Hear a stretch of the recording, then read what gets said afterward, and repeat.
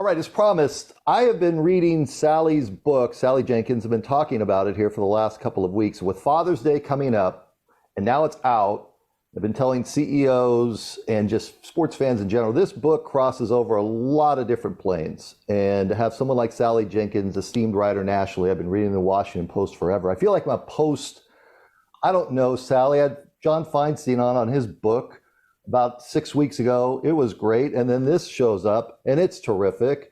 You know, the Post is getting it done, you guys. So thank you for being kind of like playing for the New York Yankees. Right. You're the Sluggers Row. You're the Aaron Judge. All right, this book, The Right Call. People are going to pick it up. I have it dog-eared all over the place. It's one of those. Great.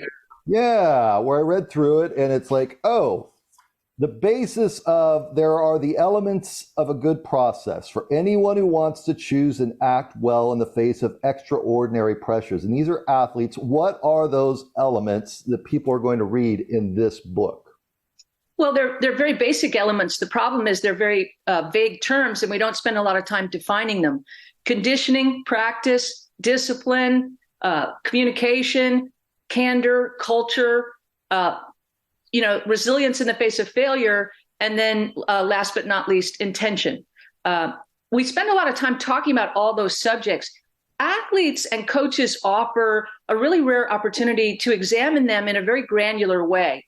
Most CEOs and leaders operate behind closed doors. Athletes and coaches operate in real time. And if we can analyze how they get to the right call, were there takeaways for us in our own lives, even you and me working at a desk from the neck up. So that's the point of the book, is to explore these concepts through really great athletes and coaches who make the right call more often than not. Just throw a couple of names at you that are in the book. I don't want to give it all away, obviously, but you spend a lot of time on Peyton Manning. People are going to get on Peyton Manning. What is your favorite story of Peyton Manning within this book? Well, I think the important thing to recognize about Peyton Manning is that, he didn't come wrapped up in a box as a ready-made quarterback. People think that about him because his last name is Manning. He was a top draft pick. But by Peyton Manning's third year in the NFL, his record overall was just 32-32, and he was a leader in the league in interceptions. He really had to work on some weaknesses. One of his biggest weaknesses was his feet.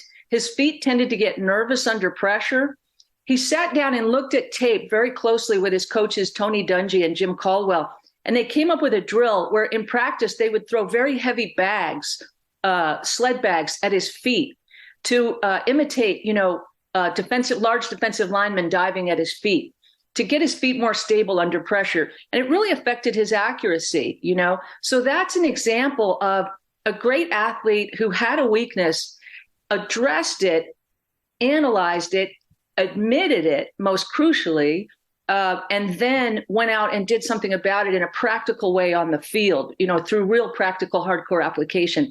The rest of us don't do that very much. If we have a weak backhand, we tend to run around it. Yeah, no, that's right. The name of the book is The Right Call. Sally Jenkins, she's with us for a couple of minutes. Pick it up. Father's Day right around the corner, and a great summer read. Michael Phelps, who we're very familiar with here in the Valley, in this book. A thought on Michael Phelps? Michael Phelps was a great example of the impact of conditioning on the mind. Most people think of conditioning and all these athletic concepts as just purely their effect on the body.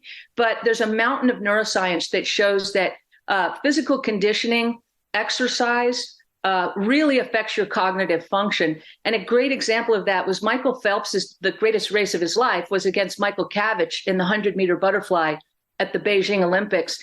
And Phelps had to make a decision down the stretch of that race. It wasn't enough to just be great physically. He had to make the right call in the water in a split second. He made a decision to chop the wall, which was take a last second half stroke rather than just glide to the wall, which Michael Cavich did.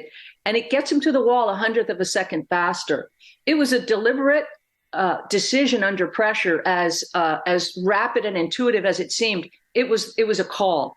And he could only get there by being so alert and aware in the water through conditioning.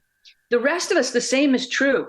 Chess players, if you look at grandmaster chess players, they'll burn 600 calories at a big tournament in a day. Just by way of comparison, you and me on a treadmill will burn about 100 calories on a treadmill. Your brain robs your body of the energy to function. and it affects all your judgments, your working memory, all the things that go into executive function.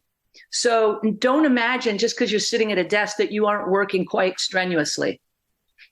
I felt like when you address the working relationship between Bill Belichick and Tom Brady, but also Steve Kerr and Draymond Green, and rules or lack of rules, that a CEO or just anybody, even running a small business, can take a lot away from that. I know our time is short, but can you just encapsulate the idea of what the coach versus pupil relationship that you wanted to capture in the book? I think a lot of leaders mistake discipline. They think it's something that has to be imposed with real authority. Put your boot down on somebody. That's not how the great leaders work. The great disciplinarians, the people who are known as disciplinarians, they actually have very, very few rules. They do not actually have big rule books. That makes you a petty bureaucrat, not a leader. And so they have 3 or 4 very solid, hardcore rules that they then ask people to buy into. And if people don't buy into them, they're out of the organization. They don't spend a lot of time. Bill Belichick doesn't spend a lot of time trying to coax somebody around to his way of doing things. So discipline only works in a barracks when it's completely implemented from above. Great leaders like Steve Kerr, they get Draymond Green on their side of the argument. It's essential. There's a great leaders are great explainers. That's the real separator between people who think they're leaders and people who really are leaders. Great leaders know they have to explain and clarify their thinking to others to get their buy-in, because followers, if they don't buy it, will take you down. That's so true.